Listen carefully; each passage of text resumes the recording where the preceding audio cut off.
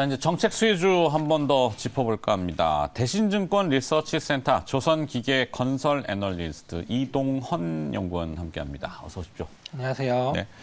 자, 사실 정책 허니문 시즌인데 뭐 여러 가지 복합적인 이유, 앞서 뭐 반복적으로 계속 설명을 드렸는데 부담으로 누르고 있다 보니까 정책이 활개를 좀 이렇게 만개하지 못하는 것 같은 느낌? 잠깐 반짝하다가 말아버렸단 말이죠. 근데 계속 지금 정권 교체에 따른 주택 공급 확대 기대, 건설주 얘기들 많이 합니다. 좀 이어질 거라고 보시는지요? 네, 이제 시작인 단계라고 보고 있고요. 이제 시작이다. 네네네. 윤석열 당선인 공약에서 임기 5년 동안에 250만 호 주택 공급에 대해서 얘기를 하고 있고, 네. 5년을 나누면 연간 50만 호 정도 수준인데 충분히 달성 가능한 목표라고 생각이 됩니다. 특히 재개발, 재건축이 그동안 거의 진전이 없었는데 이 부분에 규제 완화가 이제 큰 영향을 미칠 거라 보고 있고요.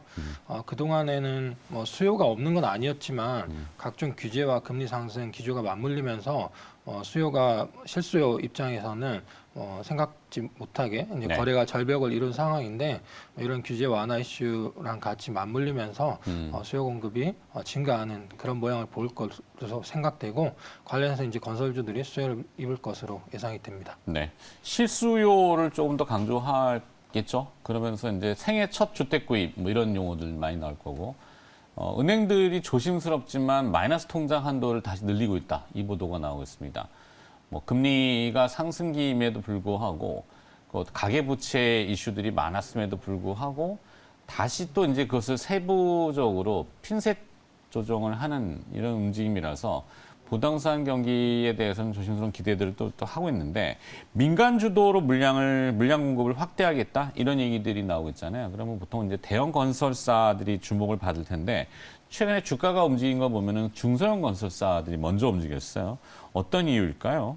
네, 중소형 건설사들이 주택 비중이 100%이고 대형 건설사들은 HDC 현대산업개발 제외하면 대부분 플랜트 사업이라든지 아니면 뭐 기타 신재생 산업 이런 것들이 엮여 있어요. 그래서 지방 중심의 중소형 건설사들이 상대적으로 이런 규제 이슈에 대해서 더 하락폭이 컸었고요. 네. 지금 이제 규제 완화 분위기에서 눌려있던 게 단기간에 더 많이 상승하는 모습을 보이고 있습니다.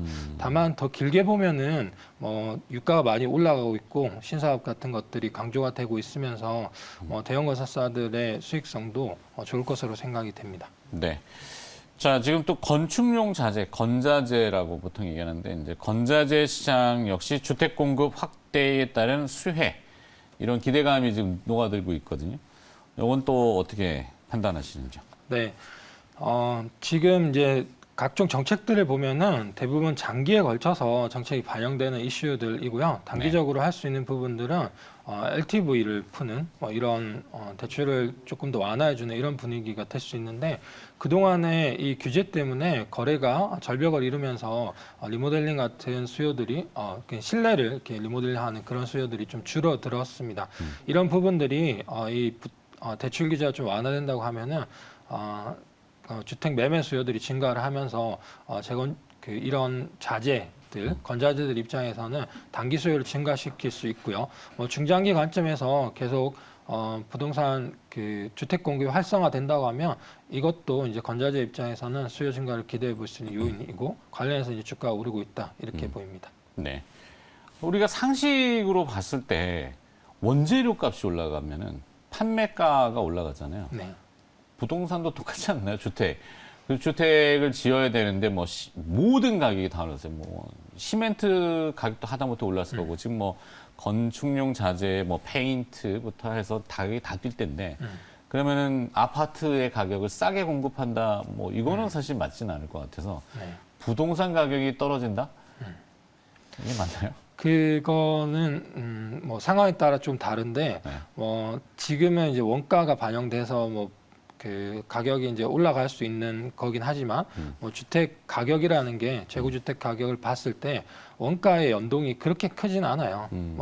지금 대형 건설사들 작년 상황들을 봐도 해외 플랜트에서 주로 손실이 났고 국내 네. 같은 경우에는 원가를 안정적으로 공급하고 있어 영향이 크진 않은데 중장기적으로 봤을 때 이 원자재 인플레이션은 영향이 가긴 합니다. 더 이상 뭐 싸게 이제 주택을 공급할 수 있는 요인은 없기 때문에 이런 부분들이 주택 가격을 뭐 상승할 동력은 안 되지만 최소한 전체 뭐 시장에서 매출이 올라간다거나 아니면 원가 상승 때문에 조금씩 인상을 해가야 되는 요인이 되긴 합니다. 네. 그러면 이제 건설주와 건자재 이 중에서는 탑픽 최선호주 꼽으신다면은? 네, 저는 이제 대장주인 현대건설을 선호를 하는데요.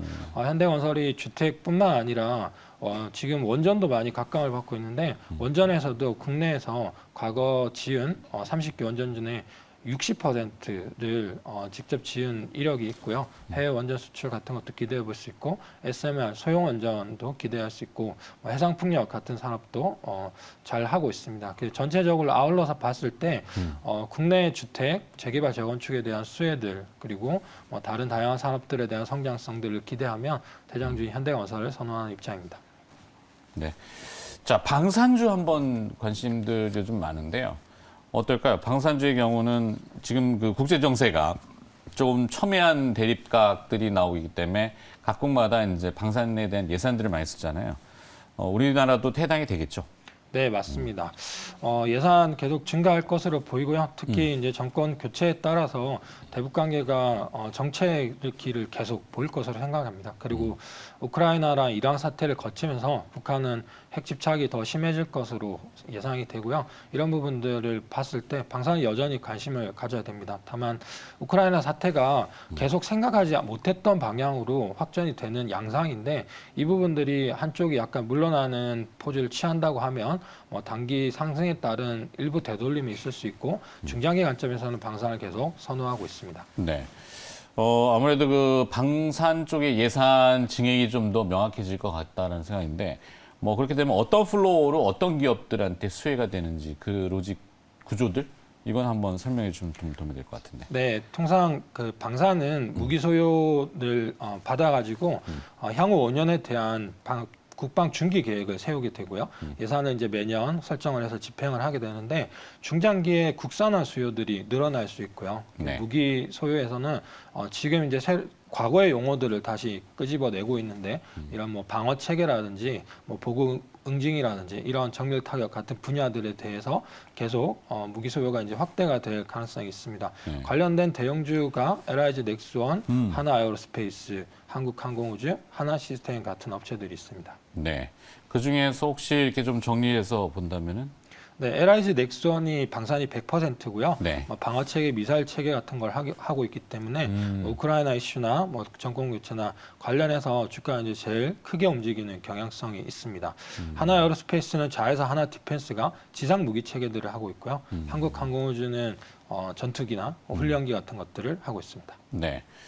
아무래도 그렇죠. 네. 방산은 그렇게 하고 조선 쪽은 최근에 보면 LNG선 수요 증가 기대 이런 얘기들이 있던데 여기도 좀 영향을 긍정적으로 받나요? 네, 유럽에서 천연가스 수입을 대부분 다 러시아의 파이프라인에 의존을 하고 있는데 지금 전쟁 중인 상황에서 제재들을 계속하고 있기 때문에 이걸 대체하는 수요가 LNG 선박을 통해서 LNG를 수입하는 뭐 이런 게 이제 늘어날 거라고 보고 있습니다.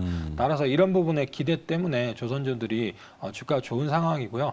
다만 러시아에 이 수주 잔고가 있는 대우조선해양이나 삼성중공업 같은 경우에는 리스크를 조금 체크해야 되는데 현재 시점에서는 이 러시아 상황이 어떻게 진행되는지를 명확히 다 알 수는 없기 때문에 조금 더 세밀한 리스크 관리가 필요하다고 생각됩니다. 네.